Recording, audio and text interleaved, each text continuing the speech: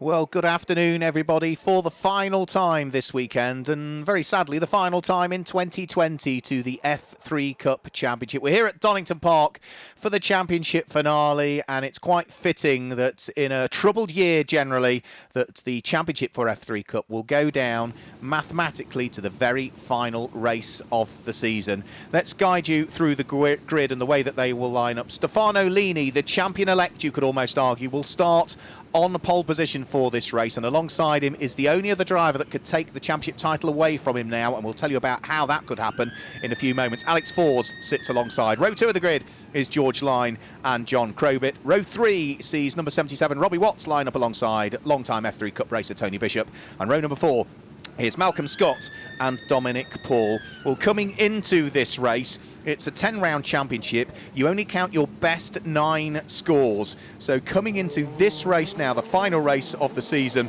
as they head off on their final formation lap, Stefano Lini has 270 championship points. Alex Forbes has 249 championship points. Now, because of the number of entrants in the championship this weekend, it means that there's not as much variance in the scoring as otherwise there would be. Now, Alex Forbes mathematically could still claim the championship from the pole sitter, but Alex Forbes would need to win this race. There is no other option that he needs to do other than from the outside of the front row of the grid in the burgundy and yellow car. He has to win the race to claim the championship. It's as simple as that. If he wins the race, he then needs to keep his fingers crossed that Stefano Lini, the championship leader and the pole sitter, finishes in last position and does not set the fastest lap of the race, because even if Stefano Lini finishes last and sets the fastest lap of the race, they would both be tied on 284 championship points. But Stefano Lini would have 5 race wins. Alex Forbes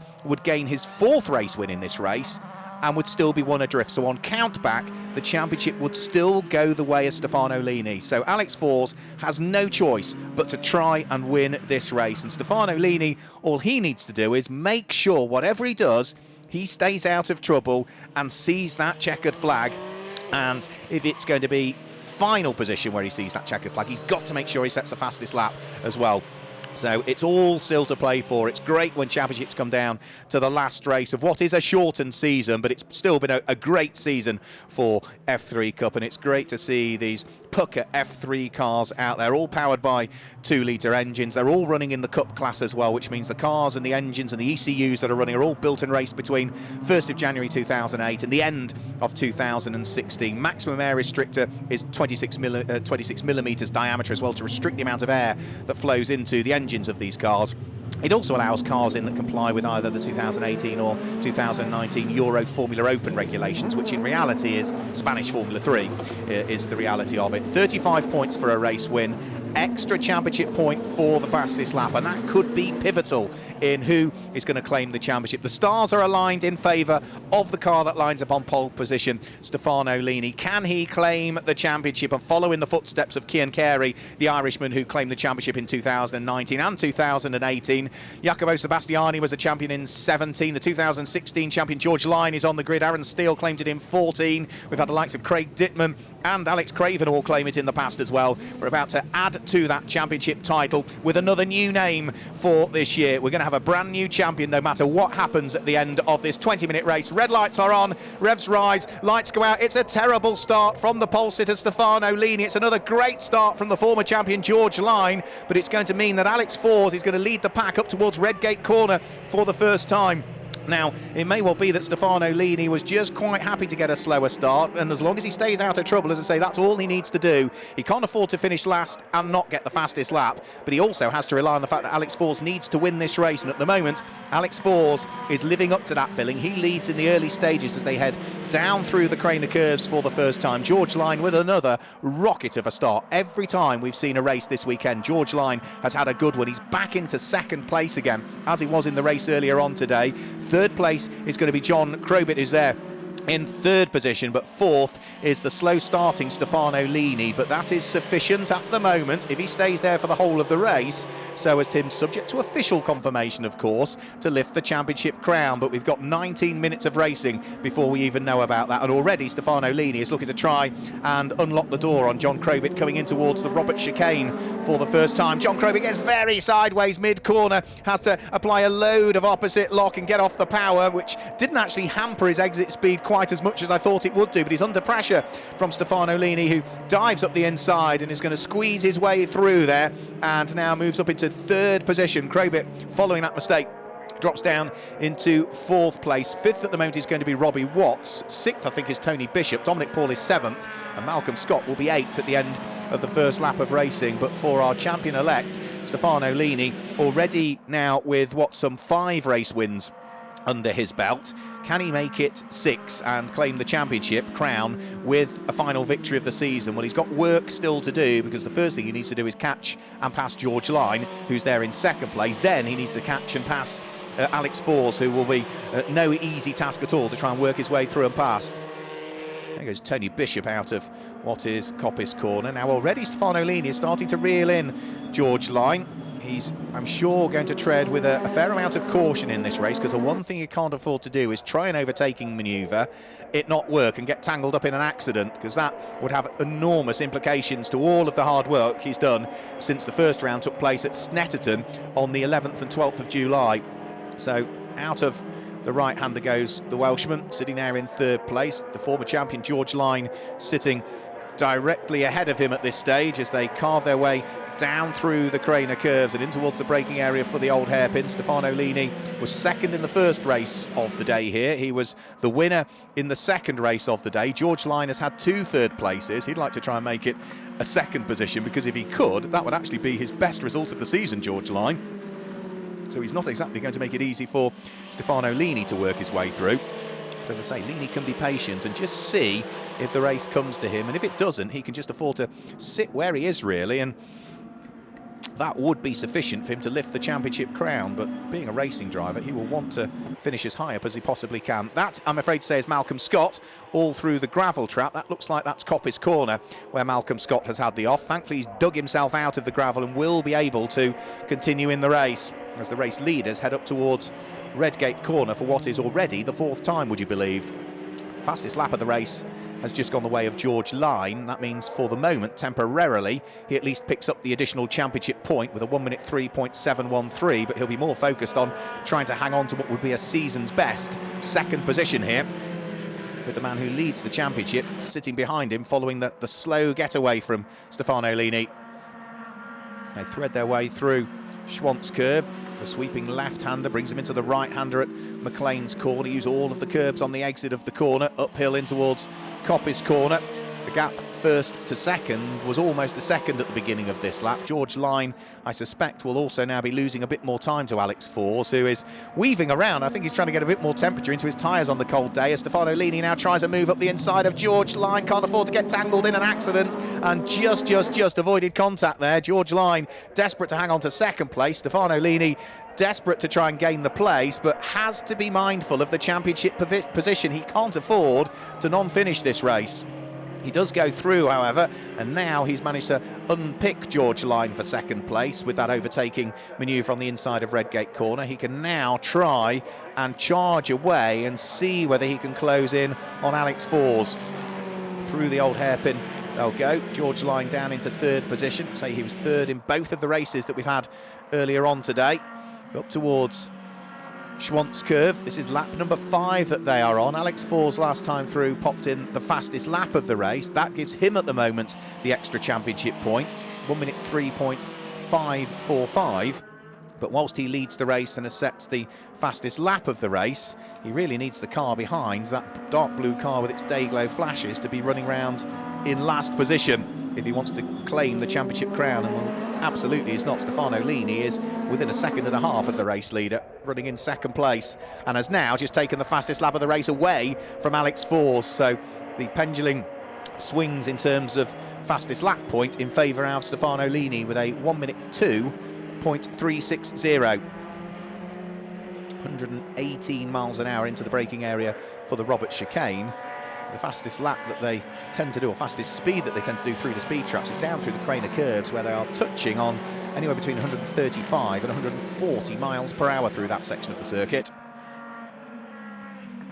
So Alex Fours getting caught by Stefano Lini. This is John Crobit, who's there in 4th position. He's got Robbie Watts right behind him.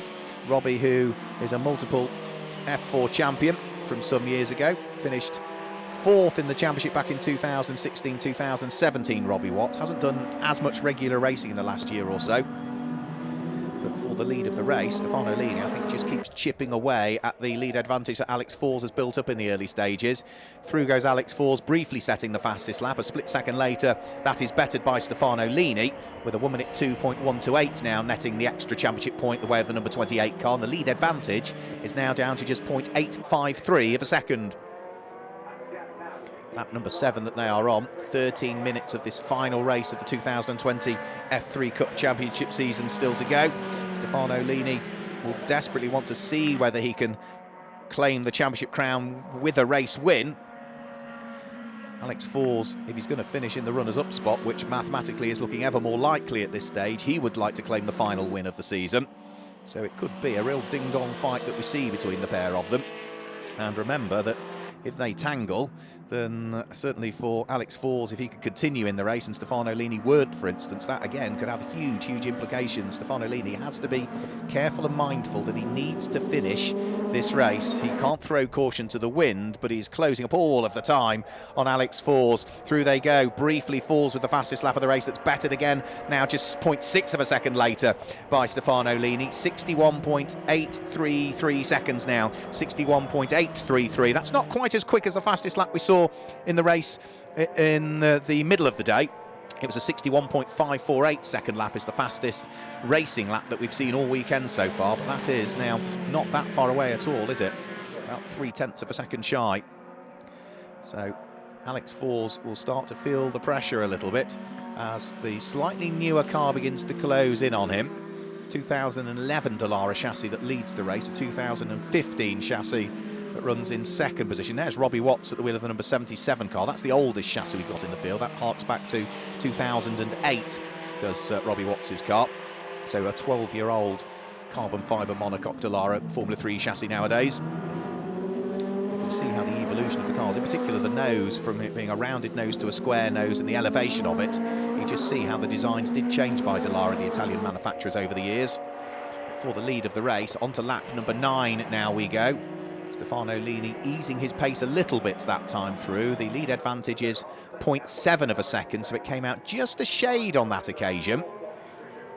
Again, they are topping the best part of heading towards 140 miles per hour down through the Craner curves, where they break the speed trap at the end of the first sector of it. The circuit is broken into 3 sectors.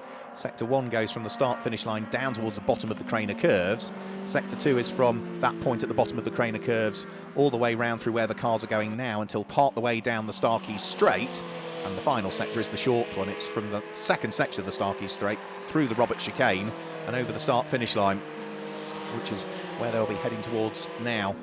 So again, on this lap, I think Alex Fours has opened up the gap a shade further. Now, the gap was 0.7 of a second first to second at the end of lap number 8. They head towards lap number 9. It does come out, not by much, it only comes out by a matter of a few more thousandths of a second, so it's now up to just 0.861 of a second first to second place.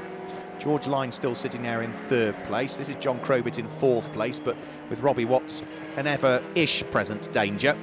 The man from Benfleet in Essex. And as they now head onto the top of the Craner curves, this is the fight for 4th and 5th place that Robbie Watts just really needs to close up a shade more. He is, again, about 0.8 of a second adrift, so it's a similar gap back first to second as this gap that we're looking at now, 4th to 5th. We're past the halfway point of this race as well, so we're into the final 10 minutes of the 2020 Championship season for F3 Cup, with the championship still not decided, remember. Stefano Lini running in 2nd place, mathematically looking good at this stage, but needs to make sure he takes the checkered flag and is classified as a finisher. Robbie Watts still looking to try and push hard. Now, John Crobit was tenth of a second quicker through the first sector. Robbie Watts was a tenth of a second quicker through the second sector, so I think the gap is probably not going to change a great deal by the time they head over the start-finish line. It was 0.797, and as the pair of them go through, it does come down. It comes down to 0.621 of a second, so just a shade gained, a tenth of a second gained by the number 77 car of Robbie Watts. The self-prepared car, Raw, standing for Robbie's initials, Robbie Watts, as we head back towards Stefano Lini, who is still not that far behind Alex Fours, but I think Stefano now has got himself in the mindset of a potential champion and is just thinking, I don't need to win this final race of the season. I would like to, but what I want is the championship crown. That carries with it more prestige than just a single race win would do, and therefore let's just sit behind Alex Fours, and if he makes a mistake, I'm close enough to maybe capitalise on that mistake. But what I don't want to do is overwork the car, overwork the tyres if I'm too close to pushing Alex Fours, and then maybe try something and in a moment of perhaps lapse of concentration it not quite works. So I think he's doing the right thing at this stage, Stefano Lini. After the poor start and dropping to fourth, he's back to second and just making sure he maintains the gap.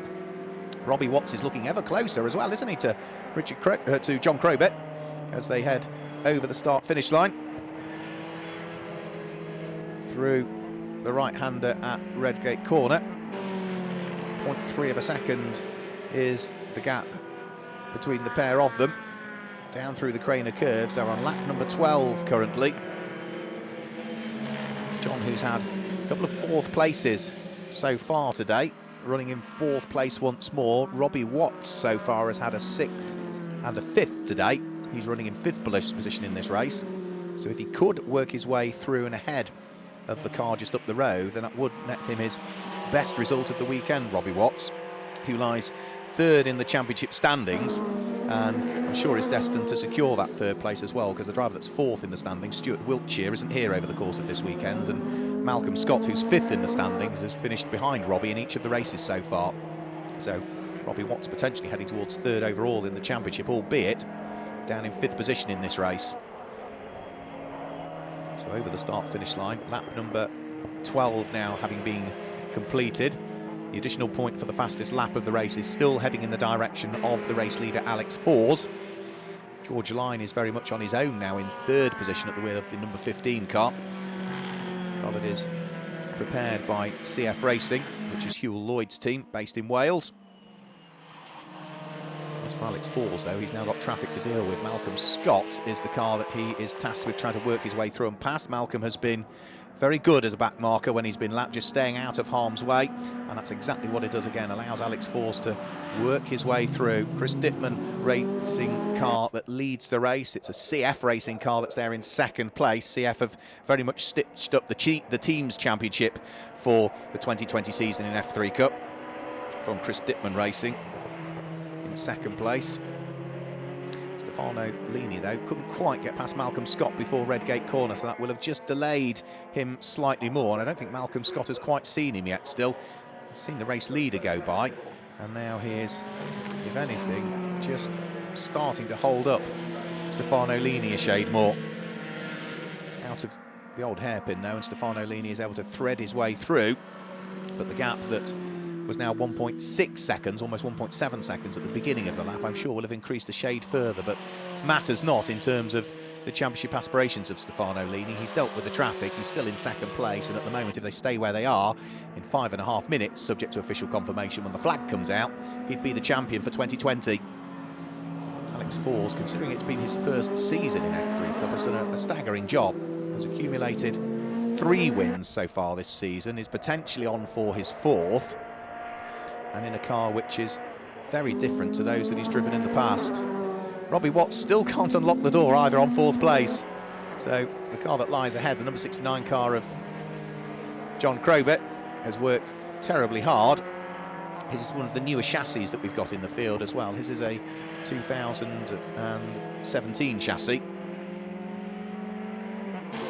Delara F317, so that will be one that will be running to Euro Formula Open regulations, i.e. Spanish Formula 3, as it always used to be called, but is nowadays called Euro Formula Open because it does visit many circuits outside of Spain, both into France and into the UK as well over the course of the last few seasons.